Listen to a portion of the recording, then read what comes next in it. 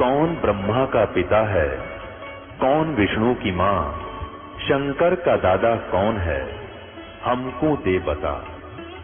ये जानने के लिए कृपया सुनिए।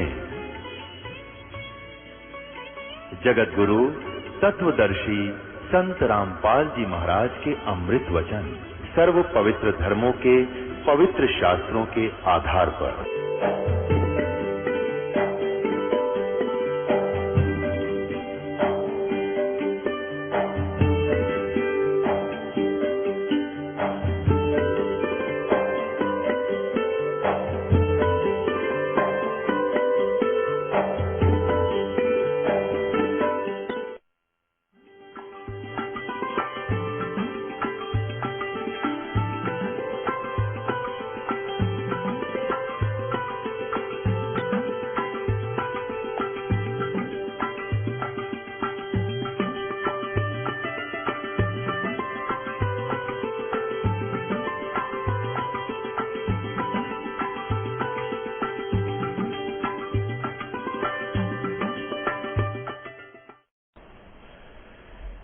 अब एक समय की बात है,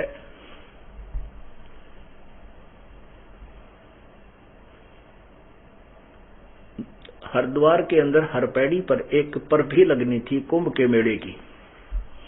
तो जब ये परभी लगती है, कुंभ का मेला जहां पर निश्चित होता है, तो ये सभी गिरी, पुरी, वैष्णो, नागा, ये जितने नागे न बोलो जो कतियु गाड़ियां अंडा फिर है, या एक आध कोपिन कापिन सी लपेट लें पर्दे पे बस।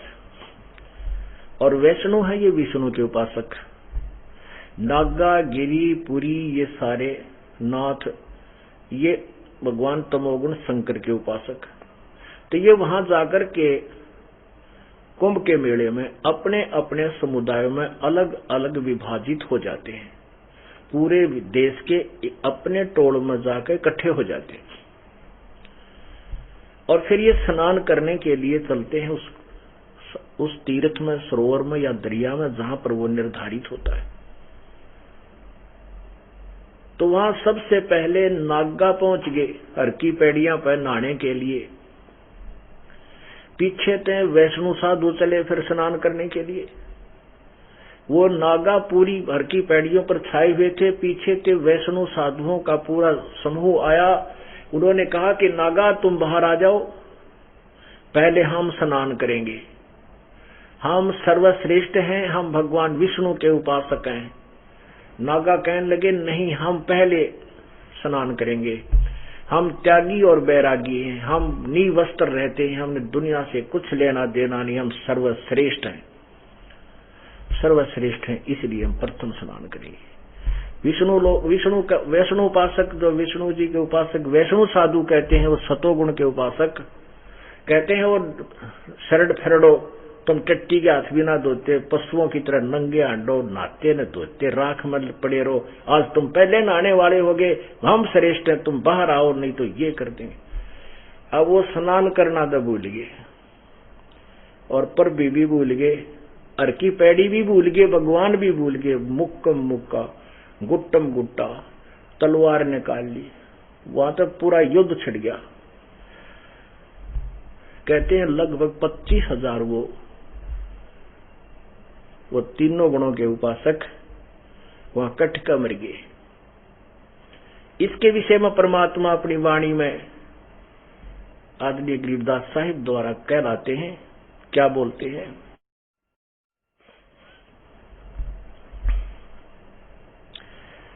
हर पैड़ी हर हेत न जाना, वाजा तीर तुपक तलवार कटारी, जमदड़ जोर बधावे हैं, काटे शीस नहीं दिल करुणा, वो जग में साध कहावे हैं।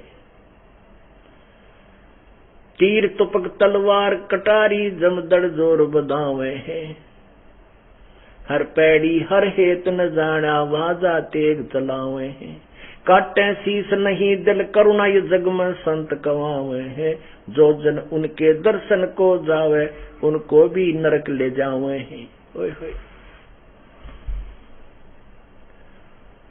कहते हैं तीर और कटारी नो सीधे छुरे गोप दें, एक दूसरे का मारन लाग गए। और कहते हैं खूब डट के युद्ध किया, और वहां हर पैड़ी हर हेत नहीं जाना, हर की पैड़ी कहें और भगवान की छाती पर कत्लेआम करना के लिए तीनों गुणों के उपासक, और काटे शीश नहीं दल करुणा, और वो संत वो साधु कहलाते हैं, और जो जन उनके शरण में जावे उनको भी नरक ले जाते हैं। ये भी परमात्मा ये हमें बता रहे हैं। अब रामानंद जी सुन्न हो गए, ओ तेरा गजब हुई। अब यू बालक तो कति नीचे वाले बर्तन पर खोद मारा है, सब गिरते फिरते खड़े, कोई भी प्रश्न नहीं, कोई भी जवाब नहीं स्वामी जी के पास, क्योंकि इन प्रमाणन देख के फिर गुंजाइश का रह जाती है अग्रम अग्रम करण की।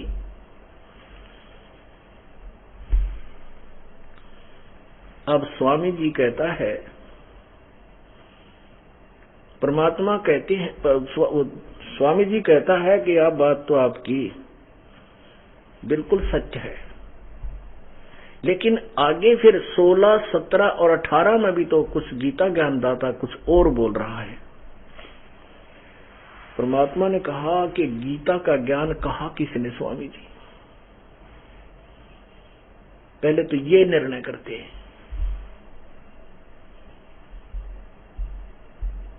अब स्वामी जी को परमात्मा गीता जी का ज्ञान किसने कहा, ये निर्णय करने के लिए पूरे प्रमाण सहित वो ज्ञान समझाते हैं। बोलो सतगुरुदेव की जय। कर जोरूं विनती करूं, धरूं चरण पर शीश, गुरु राम देवानंद जी महाराज ने दियो नाम बख्शीश। कोटि कोटि सिजदा करूं, कोटि कोटि प्रणाम, चरण कमल में राखियो मैं बांधी जाम गुलाम।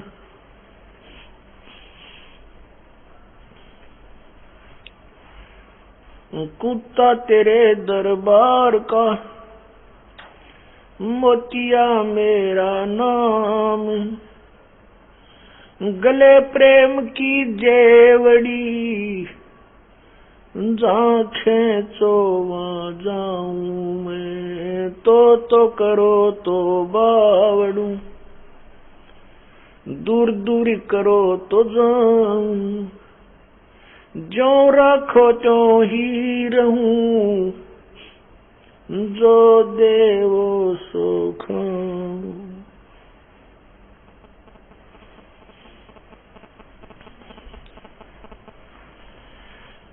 परमपिता परमात्मा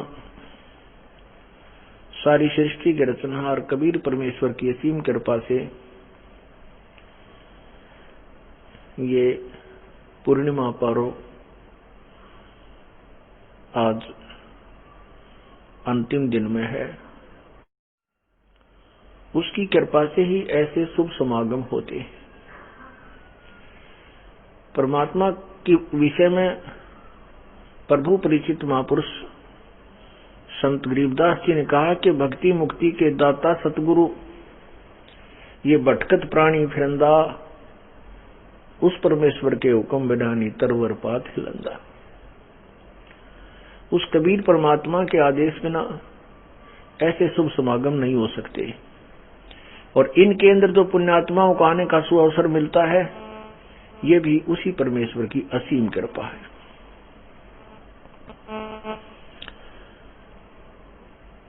पुण्यात्माओं, परमात्मा को पाना कोई डिफिकल्ट नहीं है।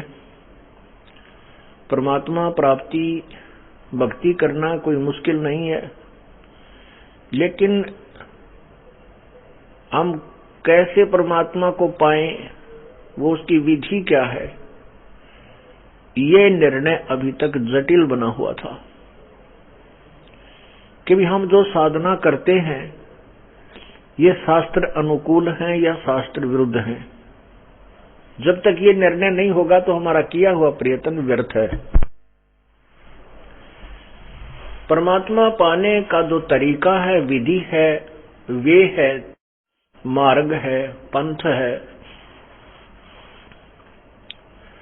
इसको हम कैसे पहचाने कि हम जो साधना कर रहे हैं ये सही है, अर्थात इस रास्ते को, इस मार्ग को, इस पंथ को हम कैसे समझें कि हम जिस पथ पर चल रहे हैं, जिस मार्ग पर हम जा रहे हैं, जिस रोड पर, ये हमारे घर की तरफ जा रही है, हमारे उस शहर की तरफ जा रही है जिसमें हमारा घर विद्यमान है।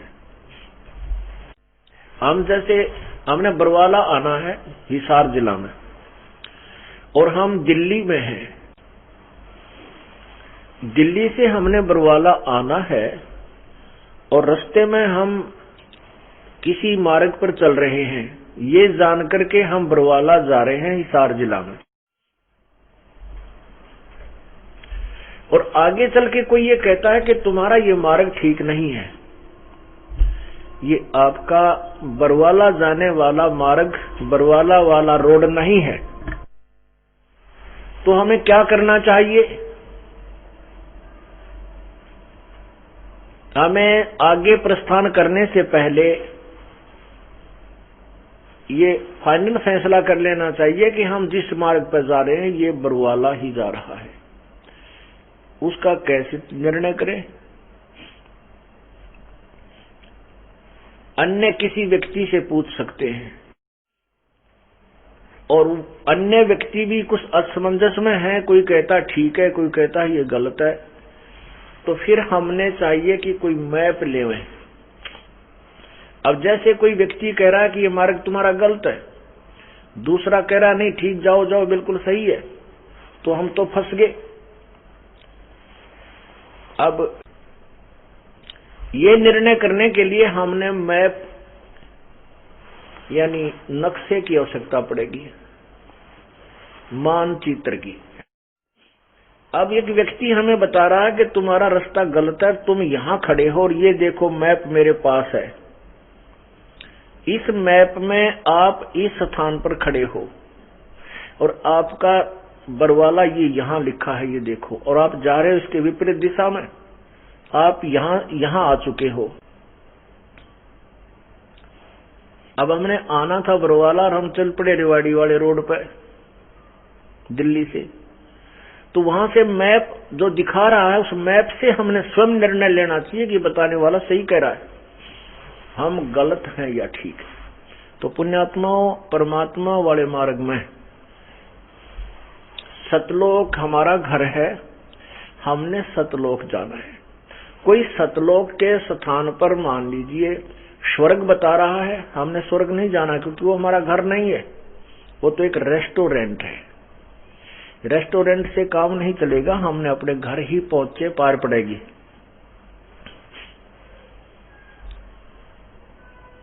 तो हमारा घर सतलोक है, हमने सतलोक जाना है। फिर उसके जाने का रास्ता कौन सा है? उस परमात्मा के उस परम पद को प्राप्त करने की वे ऑफ वर्शिप कौन सी है, वो मार्ग कौन सा है? ये भी हमारे सदग्रंथ उसका मैप है। उस परमात्मा वाले घर के ये मैप हैं हमारे सदग्रंथ, पवित्र वेद, पवित्र गीता जी, पवित्र अन्य सदग्रंथ। तो उन्हीं से हमने अब स्वयं निर्णय लेना होगा, क्योंकि जिन भी अभी तक हमें जो परमात्मा प्राप्ति के लिए जो मार्ग बताया गया है, जो ज्ञान दिया गया है अज्ञानी संतों, ब्राह्मणों, गुरुओं द्वारा, ऋषियों द्वारा, अज्ञानी ऋषियों द्वारा, तो वो पहले तो सतलोक का नहीं था, यही काल के लोक में ही चक्कर काटने का था, जन्म मृत्यु के अंदर ही रहने का था। फिर उसकी भी वे ऑफ वर्शिप उन्होंने सही नहीं बता रखी थी, ना वो ज्ञान सही बता रखा था। और वो कहते यही थे कि हम इन पुराणों और वेदों और गीता जी के आधार से सुने ये ज्ञान बता रहे हैं, ये मार्ग बता रहे हैं। इन्हीं मैप से देखकर हम आपको तुम्हारे घर जाने का रास्ता बता रहे। तो अब वो मैप हमने देख लिए। मैप तो वो नक्शा तो मानचित्र तो न्यू का न्यू है। अब हम भी देखने योग्य हो गए, हम शिक्षित हो गए, तो हमने वो मैप देख लिए। अब उन मैप्स में, उन पवित्र सदग्रंथों में जो मार्ग लिख रखा था वो हमारे गुरुपूर्व वाले गुरुओं ने, ऋषियों ने, ब्राह्मणों ने हमें नहीं बताया, उसके विपरीत बता रखा था। तो अब हमने अपने परमात्मा के घर जाने का, अपने घर जाने का, परमात्मा पाने का वो यथार्थ मार्ग चुनना पड़ेगा और तब ही हम वहां पहुंच पाएंगे। अन्यथा यहीं चक्कर काटते रहेंगे, जन्म और मृत्यु के इस रहट के, हर हट के कुएं में जुड़े रहेंगे।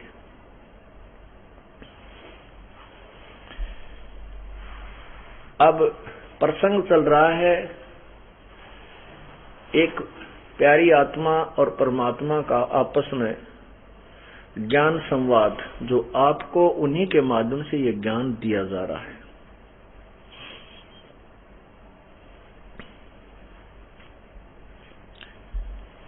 अब गीता जी के बारे में परमात्मा कबीर जी स्वामी रामानंद जी को बता रहे हैं कि गीता जी का ज्ञान किसने कहा? स्वामी जी प्रसन्न किया प्रभु ने। स्वामी रामानंद जी ने कहा कि ये तो सर्वविदित है बच्चा, गीता जी का ज्ञान भगवान श्री कृष्ण, विष्णु अवतार श्री कृष्ण जी ने बोला। परमात्मा ने कहा कि ये भी आपको भ्रम है स्वामी जी। श्री कृष्ण जी ने तो गीता के ज्ञान में एक अक्षर भी ना बोला। गीता जी का ज्ञान श्री कृष्ण ने नहीं बोला, श्री कृष्ण के अंदर प्रवेश करके काल ने बोला। वो ज्योति निरंजन ब्रह्म ने बोला, जो 21 ब्रह्मांड का मालिक है, स्वामी है, जो क्षर पुरुष लिखा है गीता जी में।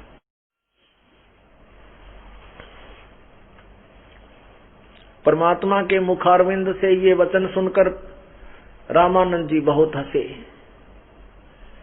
कहने लगे, बच्चा ये तो आप बिल्कुल गलत बोल रहे हो, ये बात आपकी मुझे अच्छी ठीक नहीं लग रही, उचित नहीं लग रही कि श्री कृष्ण ने तो अर्जुन को साक्षात ज्ञान दिया है, समझ खड़ा होकर के। तब परमात्मा ने कहा, स्वामी जी पहले यही फैसला करते हैं कि ये गीता जी का ज्ञान कहा किसने?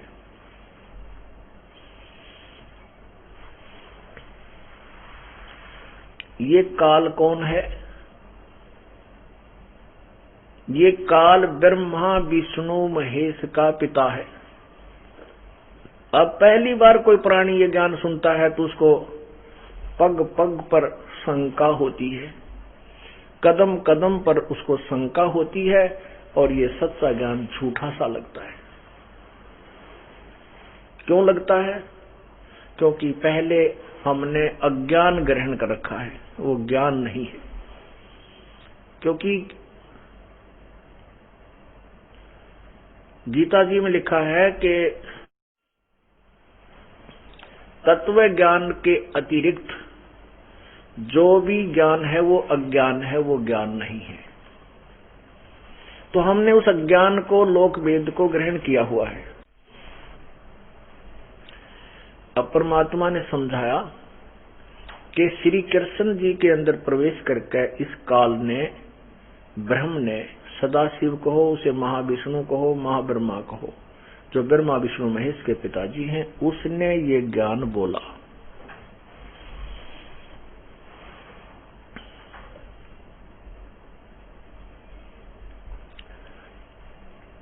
अब आपने महाभारत का ज्ञान बहुत पढ़ा, क्योंकि पवित्र हिंदू धर्म में जन्म होने के कारण हमने ये रामायण और महाभारत खूब सुन रखी थी। उसमें क्या होता है कि ये महाभारत का जो युद्ध किस कारण से हो रहा था,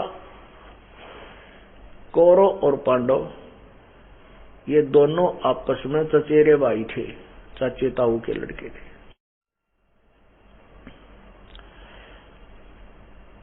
और कौरव जो है पांडवों को आधा राज्य नहीं दे रही थी, अर्थात उनकी संपत्ति का बंटवारा नहीं हो रहा था।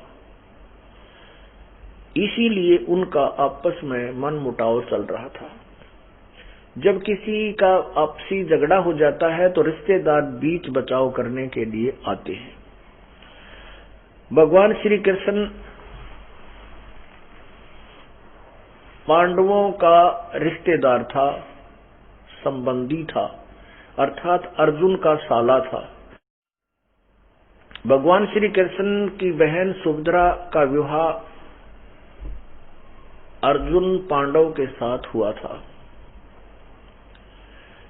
इस उद्देश्य से श्री कृष्ण जी 3 बार शांति दूत बनकर कौरव और पांडवों को समझाने के लिए गए कि तुम युद्ध मत करो, झगड़ा ना करो, और युद्ध से होने वाले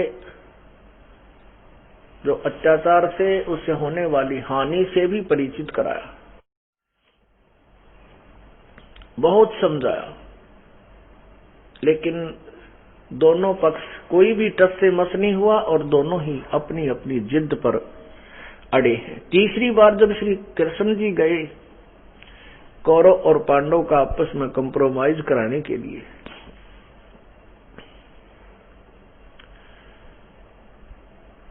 तो श्री कृष्ण जी ने सोचा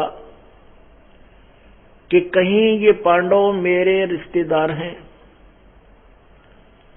और ये इसलिए करड़े हो गए हैं, इसलिए अपनी जिद को नहीं छोड़ रहे हैं कि हमारे साथ श्री कृष्ण जी हैं और हमारी युद्ध में विजय होगी ही होगी। इसलिए युद्ध को टालना अति आवश्यक जानकर श्री कृष्ण जी ने उन दोनों कौरव और पांडव के समक्ष यहां तक कह दिया कि भाई ठीक है, तुम नहीं मानते हो और तुम कह रहे हो कि हमने अपने अपने पक्ष के राजाओं की लिस्ट भी बना ली है, कौन हमारे साथ होगा, कौन हमारे साथ। तो श्री कृष्ण जी ने कहा कि वे देख लो,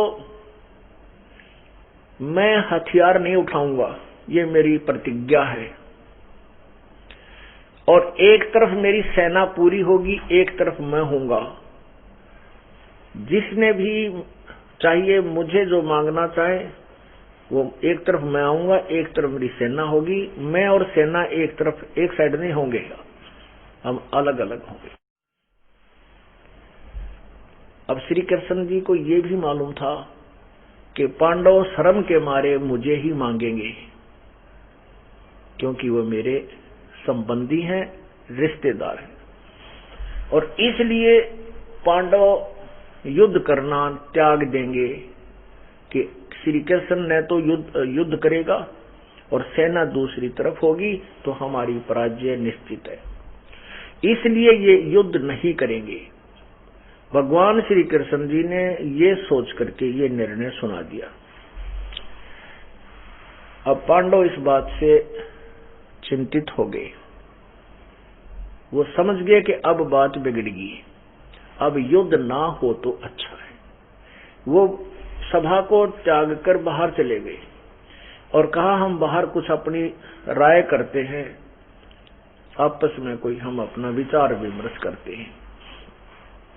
तब श्री कृष्ण जी को बाहर बुलाया अपने अलग महल में और उनसे कहा कि कृष्ण जी से बता दिया कि आप ऐसे करो, हमें 5 गांव दिला दो, हमारी इज्जत भी रह जाएगी, और ये आप चाहते हो कि युद्ध ना हो, हम युद्ध भी नहीं करेंगे।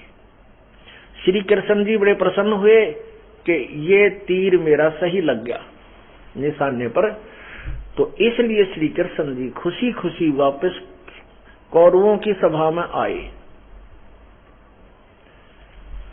अब कौरवों से कहा कि दुर्योधन, अब बात बन गई है, अब पांडव युद्ध नहीं करना चाहते और मैं भी यही चाहता था कि तुम्हारा आपस में ये विनाश टल जाए। श्री कृष्ण जी ने कहा कि दुर्योधन उनको 5 गांव दे दे। वो कहते हमें 5 गांव दे दे, हम युद्ध नहीं करते। अब दुर्योधन ने सोचा कि पांडव डर चुके हैं, घबरा गए हैं, क्योंकि कृष्ण जी उनके को तो हमने मांगना है कोई ना। एक तरफ सेना होगी, वो हथियार उठावा नहीं, कौरवों की पांडवों की हार निश्चित है। इसलिए दुर्योधन दुर्मति था ही। उसने कहा कि सुई की नोक के तुल्य भी पांडवों के लिए पृथ्वी नहीं है। यदि उन्हें राज्य चाहिए तो युद्ध करके ले सकते हैं। इस बात से श्री कृष्ण जी बहुत अक्षुब्ध हुए और दुर्योधन को बुरी भली कह दी कि तू इंसान नहीं, तू शैतान है, नालायक। अरे कहाँ 5 गांव, कहाँ 10 राज्य, तेरी बुद्धि भ्रष्ट हो चुकी है, तू इंसान नहीं है, तू विनाशक है इस प्रजा का। इस बात से दुर्योधन नाराज हो गया कि पहले इस कृष्ण ने संवार दो। अपने योद्धाओं से कहा कि कृष्ण को पकड़ो और इसको जेल में ठोक दो। अब जो ही योद्धा लोग चारों तरफ खड़े थे सभा में, वो खड़े हुए इसके सैनिक, तो श्री कृष्ण जी ने देखा कि अब ये बात बिगाड़ेंगे।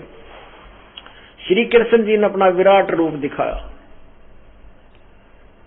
और विराट रूप को देख करके, उसके तेजों में शरीर को देख करके सबकी आंखें सुंधिया गई और सभी इधर उधर आंखें बंद करके बैठ गई और श्री कृष्ण जी उनकी सभा से निकलकर द्वारका चले गए।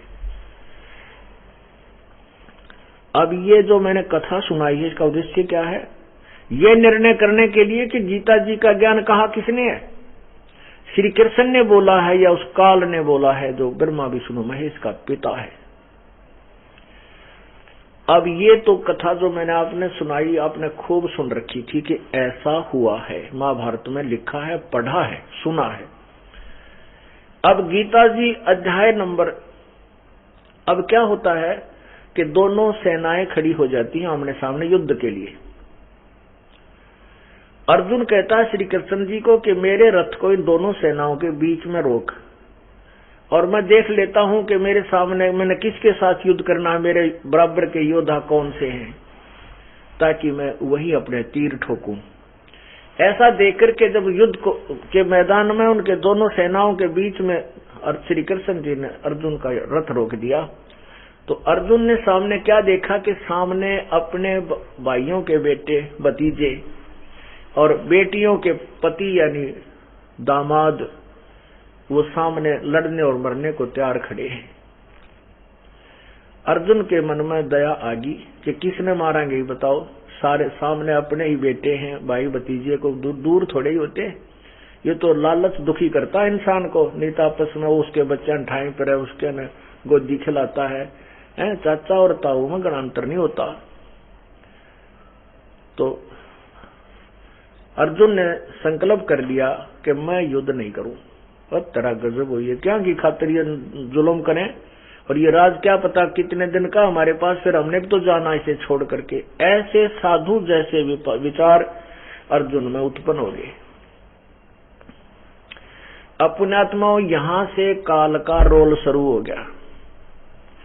अब कृष्ण जी, अगर कृष्ण जी बोल रहा होता गीता को, उसी समय कह देता अर्जुन चल धन्य है तेरे माँ बाप ने, और चल वापस के रखा है युद्ध में, छोड़ युद्ध ने। लेकिन उसी समय वो काल उसके अंदर प्रवेश कर गया श्री कृष्ण में, क्योंकि उसने यो नाश कराना था। और ये काल उसमें से कृष्ण में तो जब निकला जब यो नाश हो लिया कति, महाभारत का पूरा विनाश हो चुका, तब कृष्ण जी के शरीर से वो निकलकर अपना बाहर चला गया। फिर कृष्ण जी बोल रहा था।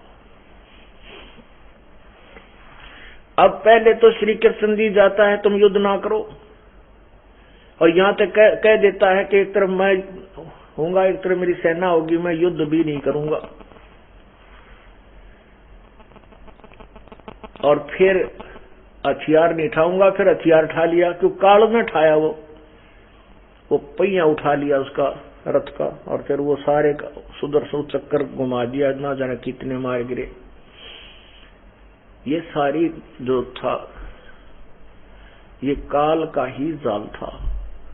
अब क्या बताना चाहता ये दास के अर्जुन मना कर हर कृष्ण के शरीर में प्रवेश काल श्री कृष्ण के मुख से बोल रहा है कि तू युद्ध कर ले अर्जुन, तुझे पाप नहीं लगेंगे, इनको मैंने सबको मार रखा, तू ना मारेगा तो भी मार दूंगा, देख मैं काल हूँ। वो सब कुछ फंड कर दिया अर्जुन को युद्ध करने के लिए, राजी करने के लिए। उसने अपना असली रूप भी दिखा दिया, जो कहता मैंने आज तक किसी का ही नहीं दिखाया, ना आगे दिखाऊं।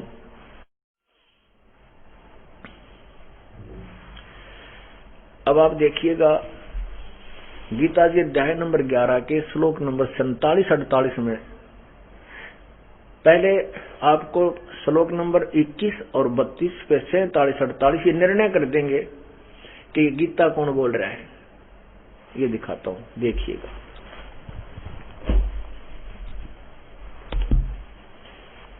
ये है श्रीमद् भगवत गीता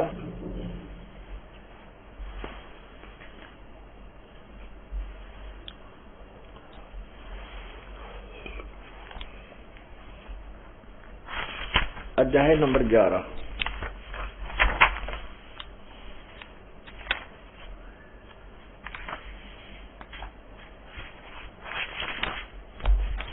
और श्लोक नंबर 21 में क्या कहा है? अर्जुन देख रहा है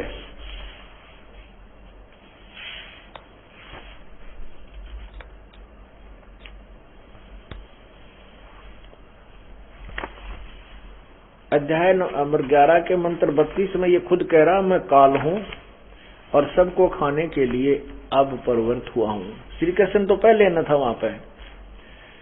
अध्याय नंबर 11 और ये मंत्र नंबर 32। लोकों का नाश करने वाला बड़ा हुआ काल अस्मि, काल है अस्मि, महाकाल नहीं, इसका अर्थ काल ही लिखना, काल हूं। इसमें इन लोगों को नष्ट करने के लिए प्रवृत्त हुआ हूं। इसलिए जो प्रतिपक्षियों की सेना में सथित योद्धा लोग हैं वे सब तेरे बिना भी नहीं रहेंगे, अर्थात तेरे युद्ध न करने से भी इन सब का नाश हो जाएगा, अर्थात मैं इनको मार दूंगा।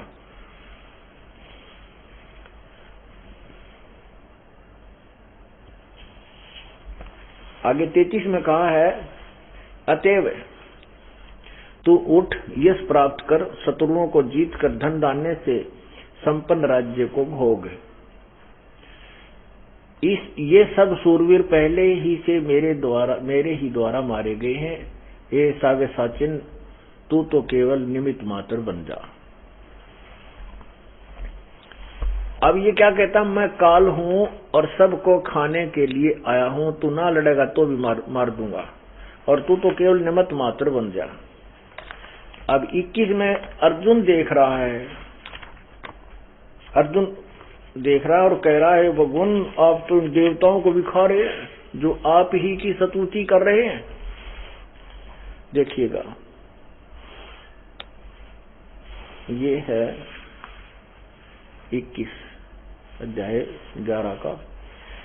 वे ही देवताओं के समूह आप में प्रवेश करते हैं, कुछ भयभीत होकर हाथ जोड़े आपके नाम और गुणों का उच्चारण करते हैं, तथा महर्षि और सिद्धों के समुदाय कल्याण हो ऐसा कहकर उत्तम उत्तम स्तोत्रों की द्वारा आपकी स्तुति कर रहे हैं।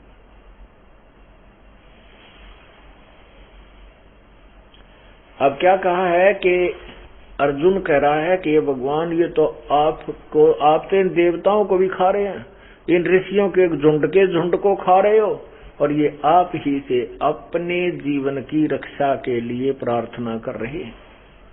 आप इनको फिर भी खा रहे हो। तो काल कहता मैं तो काल हूं भाई, सब न खाऊंगा, मैं नहीं बख्शू किसी को। अब 11वें अध्याय के 46वें श्लोक में क्या कहा है? अर्जुन कह रहा है हे सहस्रा बाहु, 1000 भुजा वाले भगवान, ओहो मैं आपको चतुर्भुज रूप में देखना चाहता हूं। क्योंकि अर्जुन तो उसको कृष्ण मान रहा था, और कृष्ण विष्णु जी के अवतार, और विष्णु चतुर्भुज भगवान 4 भुजा वाले, और वो दिखा रहा 1000 भुजा। जब उसको वास्तविक अपना रूप काल ने दिखाया तो उसके 1000 भुजा है काल की, तो 1000 भुजा दिखा रहा था। तो अर्जुन कहता है सहस्रा बाहु, 1000 भुजा वाले, ये देखो अध्याय नंबर 11 में ये श्लोक नंबर 46 है। मैं वैसे ही आपको मुकुट धारण किए हुए, गदा और चक्र हाथ में लिए हुए देखना चाहता हूं। इसलिए ये विश्व रूप सहस्र बाहो माने हे सहस्र बाहो, हे 1000 भुजा वाले। सहस्र माने 1000 होता है। इसे 1000 भुजा वाले आप उसी चतुर्भुज रूप से प्रकट होइए। अब क्या कहता है 47 में, अब जो ये दास आपको बताना चाहता है कि जो विराट रूप कौरवों की सभा में दिखाया था वो श्री कृष्ण जी ने दिखाया था, और अब जो महाभारत के युद्ध के मैदान में जो कृष्ण जी को गीता ज्ञान देते हुए, अर्जुन को गीता ज्ञान देते हुए जो विराट रूप दिखाया था वो काल ने दिखाया था, और उन दोनों के विराट रूप में बहुत अंतर था। अब गीता जी अध्याय नंबर 11 के श्लोक 47-48 में स्पष्ट किया है कि हे अर्जुन, मैंने तेरे ऊपर अनुग्रह पूर्वक कृपा करके ये अपना वास्तविक विश्व रूप विराट रूप दिखाया है। इसको तेरे से पहले कभी किसी ने नहीं देखा, और न ही आगे कोई किसी तप से जप से वेदों में वर्णित विधि से कोई मेरे वास्तविक रूप को, इस काल रूप को, क्यों मैं ऐसा हूं, मेरे को नहीं देख सकता। अर्थात मेरी प्राप्ति किसी भी वेद गीता आदि में वर्णित विधि से कोई प्राप्त नहीं कर सकता, क्योंकि गीता और वेदों में एक ही ज्ञान है, और ओम नाम का जाप ये ब्रह्म की साधना का है। ओम नाम के जाप से सिद्धियां आ जाती हैं, स्वर्ग प्राप्ति का धन संचित हो जाती है, कमाई बन जाती है, लेकिन उससे परमात्मा प्राप्ति नहीं हो सकती। इसलिए कहा है, पढ़िएगा अध्याय नंबर 11 और ये 47, 46, 47, 48 आपको स्पष्ट दिखा रहे हैं। हे अर्जुन, अनुग्रह पूर्वक मैंने अपनी योग शक्ति के प्रभाव से यह मेरा परम तेजो में सबका आदि और सीमा रहित विराट रूप तुझको दिखलाया है, जिसे तेरे अतिरिक्त दूसरे किसी ने पहले नहीं देखा था। अब क्या हुआ, इससे क्या स्पष्ट हुआ कि गीता जी के अध्याय नंबर 11 के श्लोक 47 में कहता है ये काल कि मैंने जो ये रूप दिखाया तेरे अतिरिक्त आज से पहले किसी ने नहीं देखा। यदि श्री कृष्ण जी बोल रहे होते, ये नहीं कहते कि ये रूप जो विराट रूप मैंने दिखा आज तक किसी को नहीं दिखाया अपना विराट रूप, क्योंकि श्री कृष्ण जी तो कौरवों की सभा में अपना विराट रूप दिखा चुके थे, और उसको देखने वाले बहुत से वहां 100 तो कौरव थे, 101 और अन्य सैनिक भी थे। आगे क्या कहता है कि जो मेरा ये रूप है आगे भी नहीं देखा जा सकता, यानी मेरी प्राप्ति तो वेदों में वर्णित विधि से भी नहीं हो सकती। और यही कारण रहा है कि इन ऋषियों ने, महर्षियों ने वेदानुसार साधना की, पहले ओम नाम का जाप करके देखा, कुछ नहीं मिला। फिर जैसे भी काल ने बताया, आकाशवाणी की थी तप करो, फिर हठ घोर तप करके देखा, कुछ नहीं मिला। आखिर में अपनी सोच से, अपनी थ्योरी से एक लोक वेद बना दिया कि भगवान निराकार है, वो दिखाई नहीं देता। फाइनल फैसला कर दिया। अब कहते हैं नाचा ना जाए तो आंगन टेढ़ा। अब देखिएगा 48वें श्लोक में, गीता अध्याय नंबर 11, अब 48वां श्लोक आपको सुना रहे हैं। हे अर्जुन, मनुष्य लोक में इस प्रकार जो विश्व रूप वाला मैं, यानी मेरा जो रूप है, न तो वेद और यज्ञों के अध्ययन से, न दान से, न क्रियाओं से, न उग्र तपों से तेरे अतिरिक्त दूसरे द्वारा देखा जा सकता हूं। अब क्या बताया है कि आज जो मैंने तेरे पर कृपा की है, ये अपना रूप दिखा दिया, काल रूप, जो मैं ऐसा हूं।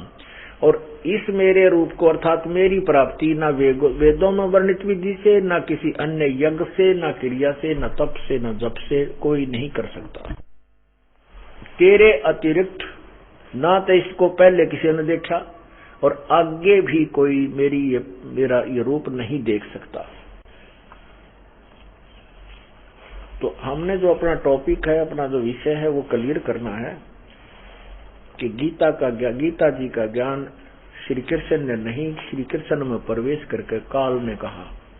ये काल कौन है, ये सृष्टि रचना से समझ में आएगा ये काल कौन है। समय आने पर वो सृष्टि रचना भी आपको सुनाएंगे। क्योंकि तो पुण्यात्माओं, ये एक पूरा कोर्स है जो कंटिन्यूस आप सुनोगे, घर में पुस्तक ले जाओगे, फिर उसमें भी पढ़ोगे, फिर आकर सुनोगे, फिर पढ़ोगे, तब जाकर के सीडी वगैरह देखोगे, फिर आप निसंशय हो जाओगे और तब इस भक्ति को दृढ़ता से कर सकोगे। गीता जी अध्याय नंबर 2 के श्लोक 53 में कहा है कि अर्जुन, जब भांति भांति के ज्ञान से तेरी बुद्धि हटकर एक परमात्म तत्व के उस तत्व ज्ञान पर टिक जाएगी, तब तो तू भगत होगा, योगी होगा।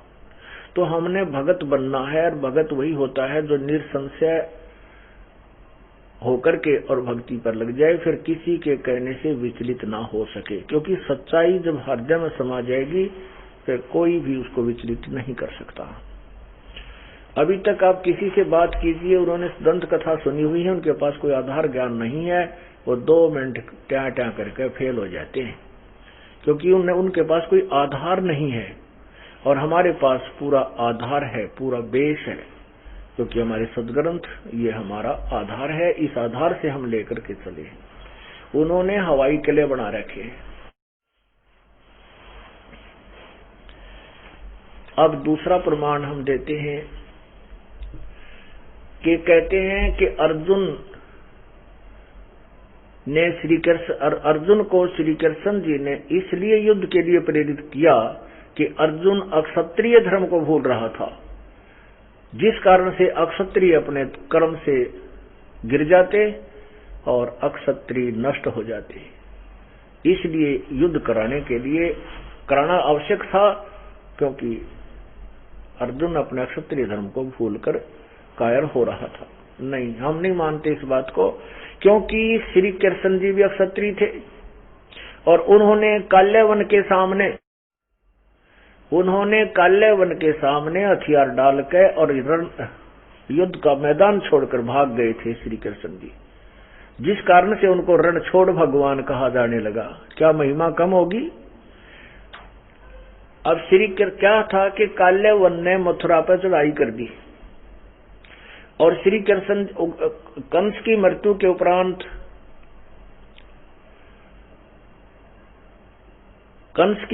उपरांत उग्रसेन जी ने अपने जोते श्री कृष्ण जी को ही वहां की बागडोर संभाल दी थी। उधर से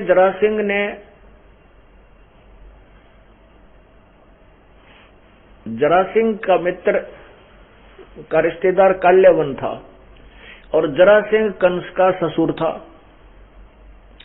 इस कारण से प्रतिशोध लेने के लिए काल्यवन ने मथुरा पर चढ़ाई कर दी और 18 करोड़ सेना ले आया। 18 करोड़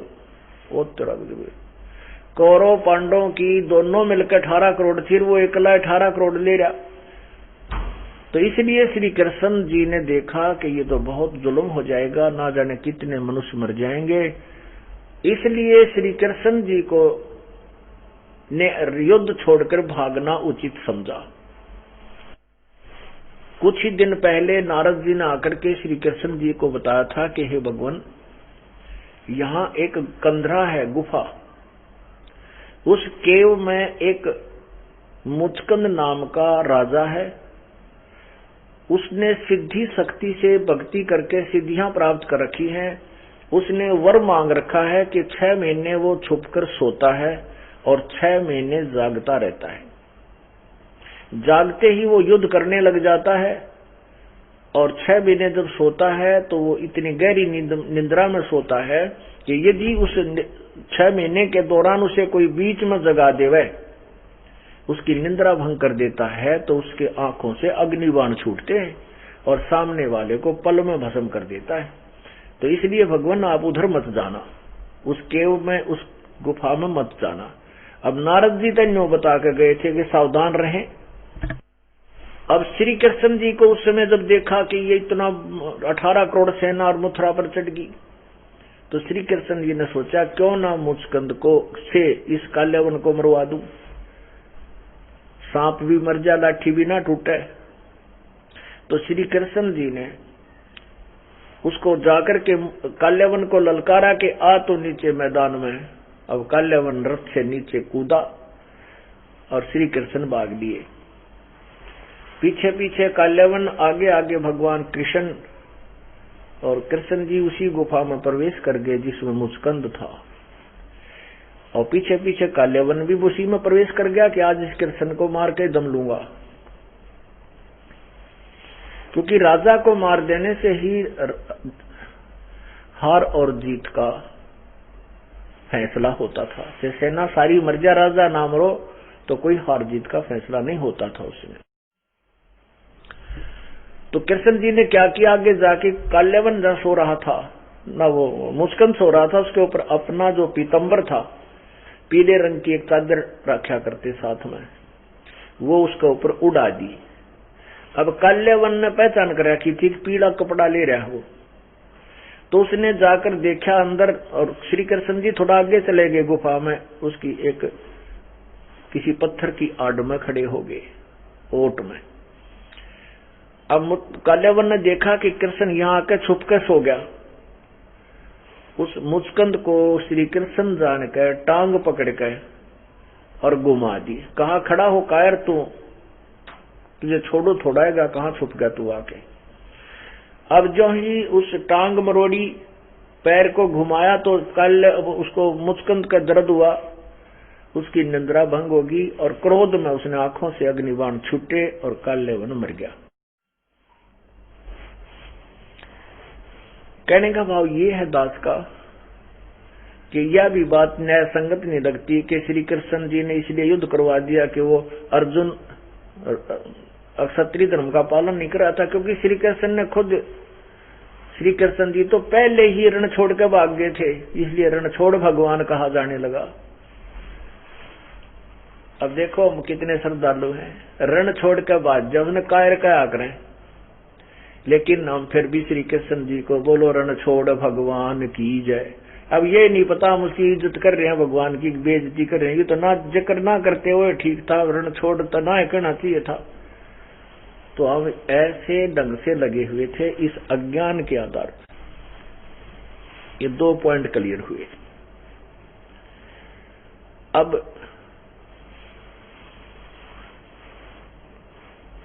श्री कृष्ण के अंदर प्रवेश करके काल बोला, ये क्लियर करते हैं कैसे प्रवेश हुआ।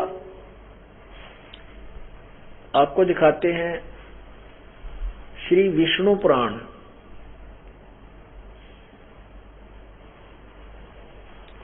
अब विष्णु पुराण के अंदर एक विशेष ध्यान रखना पड़ेगा कि इसमें विष्णु जो है ये काल को भी कहा जाता है और काल का पुत्र भी विष्णु कहलाता है, क्योंकि ये काल 3 रूप बनाता है, ब्रह्मा, विष्णु और शिव, और उसी रूप में अपने पुत्रों की उत्पत्ति करता है। जैसे इसने 21 अपने एक ब्रह्मांड में और सब एक ब्रह्मांड में सर्वोपरि हिस्से पर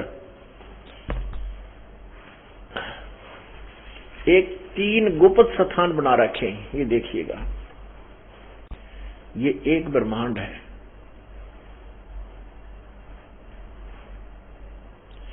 इसमें ये ब्रह्मा और ये विष्णु, ये शिव जी, ये ब्रह्मा, ये विष्णु और ये शिव जी, ये इनके अपने लोक हैं। ये पृथ्वी लोक है और ये स्वर्ग लोक है और नीचे ये पाताल लोक है। ये ब्रह्मा जो काल के बेटा हैं, ब्रह्मा विष्णु और शिव, ये अपने स्थानों पर अपनी राजधानियों में रहते हुए इन तीन लोक के, पृथ्वी स्वर्ग और पाताल, इन तीनों लोकों के प्राणियों के कंट्रोलर हैं। इससे ऊपर ये अलग से एक ब्रह्मलोक है सारा, और ये बहुत बड़ा क्षेत्र है। इसमें महास्वर्ग भी कहते हैं इसे। इसके सबसे ऊपर के हिस्से में, ये बाकी सब जल ही जल है, बहुत बड़ा समुद्र है, ये ऊपर काल रहता है। इसने यहाँ पर 3 स्थान बना रखे हैं। एक रजोगुण प्रधान क्षेत्र, ये रजोगुण प्रधान क्षेत्र, और ये तमोगुण प्रधान क्षेत्र, ये तमोगुण प्रधान क्षेत्र है, ये रजोगुण प्रधान क्षेत्र है, और ये सतोगुण प्रधान क्षेत्र है। तो ये काल क्या करता है कि स्वयं जब ये रजोगुण प्रधान क्षेत्र में होता है, पहले हम रजोगुण प्रधान क्षेत्र की डेफिनेशन बताते हैं और तमोगुण और सतोगुण की। जैसे एक मकान में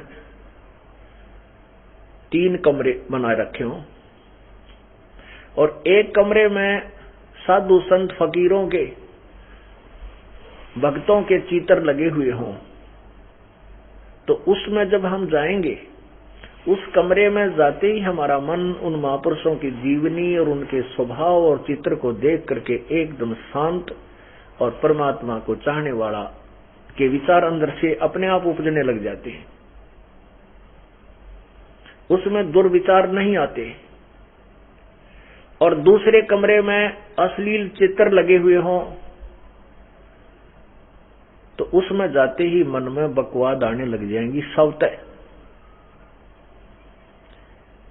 और तीसरे में देशभक्तों के, शहीदों के चित्र लगा रखे हों तो उसको देख करके, उनकी जीवनी और हिस्ट्री को पढ़ कर याद करके अपने आप उन जैसा हमारा भाव एकदम बदल जाता है।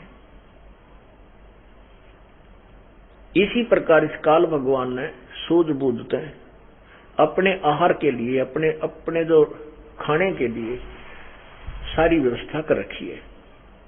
इसने ऊपर 3 स्थान बना रखे हैं। जब रजोगुण प्रधान क्षेत्र में ये जाता है, अपनी पत्नी दुर्गा के साथ वहां रहता है। इन दोनों के सृष्टि कर्म से, पति पत्नी व्यवहार से जो पुत्र उत्पन्न होता है तो वो रजोगुण प्रधान बन जाता है। और वहां पर ये अपना ब्रह्मा रूप धारण करके रहता है और दुर्गा को सावित्री रूप बना करके रखता है। दूसरे सतोगुण प्रधान क्षेत्र में जब ये दोनों रहते हैं, दुर्गा और ये काल, ब्रह्म सदाशिव, या वहां ये विष्णु रूप धारण कर लेता है। इन दोनों के योग से जो पुत्र उत्पन्न होता है वो ऑटोमेटिकली सतोगुण युक्त हो जाता है और विष्णु ही रूप अपने, उसी जिस रूप में वो रहता है उसी का रूप, उसी से मिलती जुलती शकल का ये पुत्र उत्पन्न हो जाता है, वो विष्णु कहलाता है।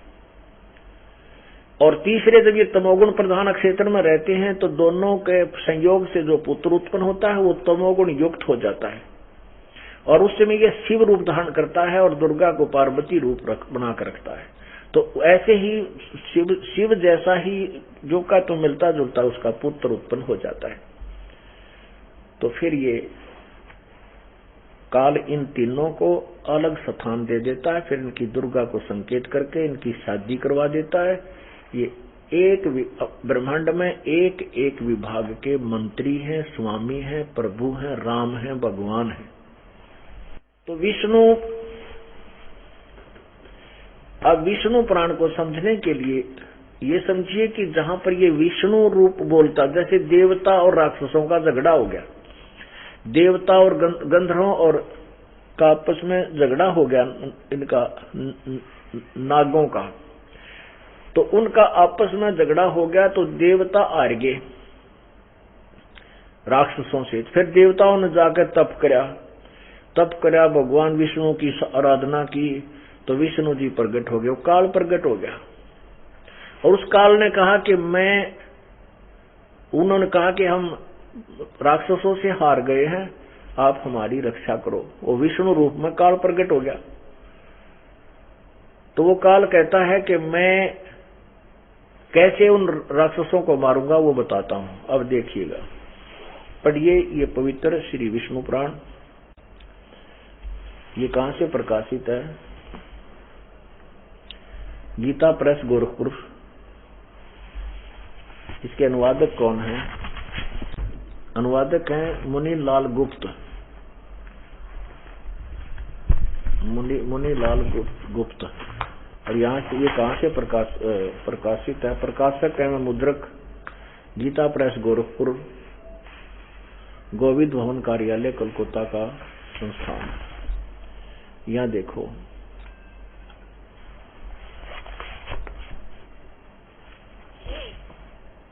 ये है चतुर्थ अंश। चतुर्थ अंश पृष्ठ नंबर 233 पर।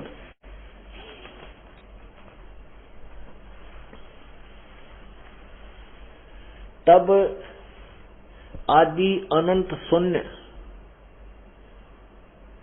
ये क्या कहते हैं, उसमें महाबलवान दैत्य गण से पराजित हुए देवताओं ने भगवान विष्णु की आराधना की। तब आदि अनंत शून्य अशेष जगत पिता पालक श्री नारायण ने देवताओं से प्रसन्न होकर कहा, आप लोगों का जो कुछ अभिष्ट है वह मैंने जान लिया है। उसके विषय में यह बात सुनिए। राज ऋषि ससाद का जो पुरंजय नामक पुत्र है, उस अक्षत्रिय श्रेष्ठ के शरीर में मैं अंश मात्र से स्वयं अवतीर्ण होकर उन संपूर्ण दैत्यों का नाश करूंगा। अतः तुम लोग पुरंजय को दैत्यों के वध के लिए तैयार करो। क्या कहता है कि मैं उसके शरीर में अंश मात्र से स्वयं अवतीर्ण होकर उन संपूर्ण दैत्यों का नाश करूंगा। तुम लोगों को पुरंजय को दैत्यों के वध के लिए, लड़ाई के लिए तैयार करो।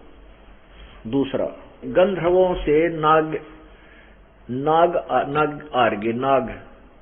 एक नाग गोत्र के जो व्यक्ति थे वो पराजित हो गए। तो उन्होंने फिर भगवान विष्णु की आराधना की। विष्णु प्रकट हुआ। फिर वो क्या बताता है ये देखिए। ये चतुर्थ अंश अध्याय नंबर 3 और प्रश्न नंबर 242 पर। गंधर्वों के पराक्रम से अपमानित उन नागेश्वरों द्वारा स्तुति किए जाने पर उसके श्रवण करने से जिनकी विकसित कमलदर्श आंखें खुल गई हैं, निद्रा के अंत में जागे हुए उन जलशायी भगवान सर्वदेवेश्वर को प्रणाम कर उनसे नागगण ने कहा, भगवान, इन गंधर्वों से उत्पन्न हुआ हमारा भय किस प्रकार शांत होगा? तब आदि अनंत रहित भगवान पुरुषोत्तम ने कहा,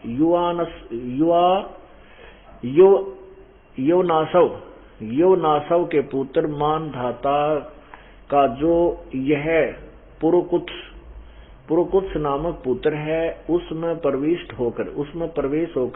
होकर मैं उन संपूर्ण दुष्ट गंधर्वों का नाश कर दूंगा। जय हो। स्पष्ट हो गया कि ये काल है, ये विष्णु रूप में प्रकट होता है। जब इसकी आराधना करते हैं कुछ भी, तो ये अपने वास्तविक रूप में तो प्रकट होता नहीं। तो कहीं विष्णु रूप में, कोई शिव रूप में आराधना करता है तो शिव रूप में प्रकट हो जाता है। तो क्या सिद्ध हुआ कि ये काल ऐसे भी छल छिद्र करता है, ये किसी के शरीर में प्रवेश करके और फिर वो अपना सारा काम कर देता है। हो गया सिद्ध कि गीता जी का ज्ञान श्री कृष्ण ने नहीं, काल ने कहा। अब और निचोड़ दिखा दूं आपको, कभी फाइनल फैसला कर देते हैं कि श्री कृष्ण जी तो कहता है कि मुझे पता ही नहीं गीता का ज्ञान। गीता जी में मैंने क्या कहा था जब वो युद्ध के दौरान तूने मुझसे सुना? महाभारत, ये देखिएगा, द्वितीय खंड, संक्षिप्त महाभारत द्वितीय खंड। और ये कहां से प्रकाशित है? गीता प्रेस गोरखपुर से। और इसके अनुवादक कौन है? संक्षिप्त महाभारत द्वितीय खंड और इसके संपादक तथा संशोधक हैं जय दयाल गोविंद का, जिसने गीता जी का भी अनुवाद किया हुआ है। और ये कहां से प्रकाशित है? गीता प्रेस गोरखपुर से। इसके देखना प्रश्न नंबर 667 पर, प्रश्न नंबर 667 पर ये क्या है कि अर्जुन का श्री कृष्ण से गीता का विषय पूछना और श्री कृष्ण का अर्जुन से सिद्ध महर्षि और कश्यप का संवाद। जन्मेजय ने पूछा, जन्मेजय ने पूछा, ब्राह्मण शत्रुओं का नाश हो जाने के बाद जब महात्मा श्री कृष्ण और अर्जुन सभा में बैठकर वार्तालाप कर रहे थे, उसमें उनमें क्या क्या बातचीत हुई? वैशंपायन जी ने कहा,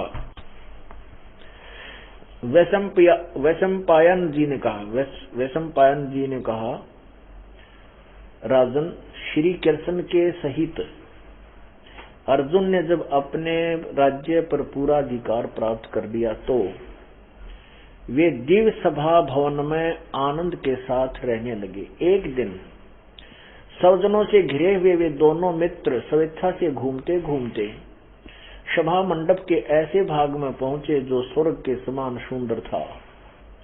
पांडुनंदन अर्जुन श्री कृष्ण के साथ रहकर बहुत प्रसन्न थे।